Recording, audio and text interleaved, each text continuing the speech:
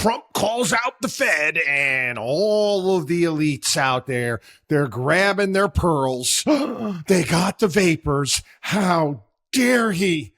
How dare Trump call out the Fed and their independence? The Fed needs to be independent. Oh, my God. All of you pathetic people out there, I'm sorry, but the Fed is never right.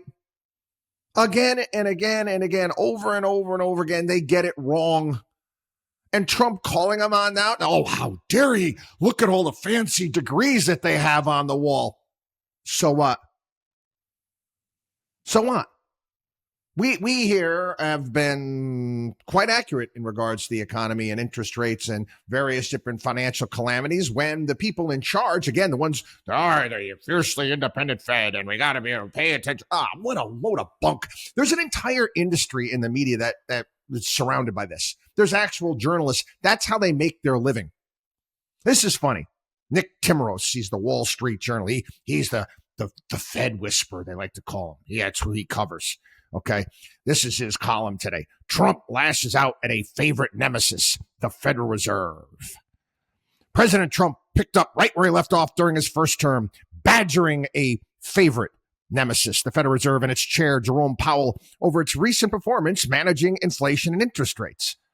Because Jay Powell and the Fed failed to stop the problem they created with inflation, I will do it, Trump said in a post on his social media platform.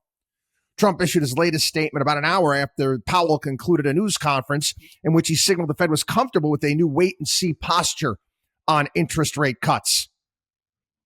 Central bank lowered its interest rate by a full percentage point over the last 3 meetings after inflation slowed. But what happened here, Nick? Huh? Did it work?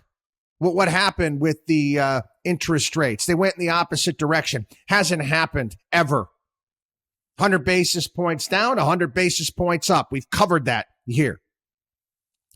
At the news conference, Powell leaned heavily on the keep your head down demeanor he honed during his, again, look at these words, his first rodeo with Trump 7 years ago. Powell sidestepped multiple questions that could have provoked a collision with Trump. I'm not going to have any response or comment whatsoever to what the president said. It's not appropriate for me to do so. Again, it's Tim Rose. Again, he loves his little Fed people. He loves his job covering these economic ignoramuses that have never, not a one of them have had a real job in their entire lives. Take a look at their CVs. They never worked in the private sector. Never worked in the private sector. You know, it's funny. It's almost the equivalent of, you imagine if they took all these economists at the Fed and they made them the reporters and commentators for the NFL. Would anybody take them seriously? No, probably not. Well, again, they got fancy economic degrees, but have they ever actually worked in the real world? Why do we need to take them seriously, especially when they're perennially wrong? Again and again and again. So Trump calls out the Fed. Trump can do more for bring down inflation than the Federal Reserve can do. And that's what Doge is doing right now. If the bond markets, the global bond markets, if they basically catch on that this whole, fiscal sanity bit that we're engaging in here in this country, cutting government spending, if it's here to stay, guess what? Rates will come down.